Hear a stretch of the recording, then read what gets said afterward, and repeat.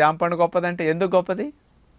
ఇందులో ఎవ్వరు మోసం చేయడానికి జామకాయకి లేదండి అసలు. అన్ని కలుషితమైనవి, ఒక జామకాయ కలుషితం కాలేదు. ఇప్పుడు ఏ పండైనా తయారైతే కొయ్యాలి, తయారవ్వకుండా కూడా రాలిపోయినా అది తినడానికి పనికొస్తున్నది.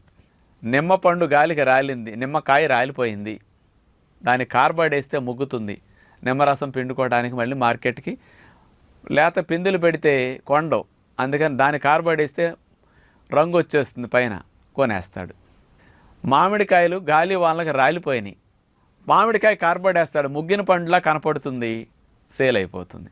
అరటికాయ ఇంకొక రోజులు, నెల 15 రోజులు ఉంటే కానీ చెట్టును తయారు కాదు, కానీ ఈలోపు గాలికి ఇరిగిపోయింది చెట్టు, ఆ అరటికాయలను కోసుకొచ్చి కార్బైడ్ వేసి అమ్మేస్తాడు, అంతే. బత్తాయిలంతే, కమలాలంతే, కార్బైడ్ వేస్తే రంగు వచ్చేస్తాయండి. ఇప్పుడు ముసలోళ్ళు కూడా నెత్తికి రంగు వేస్తే కుర్రోళ్ళు అవ్వట్లేదా? ఇప్పుడు అర్థమైంది.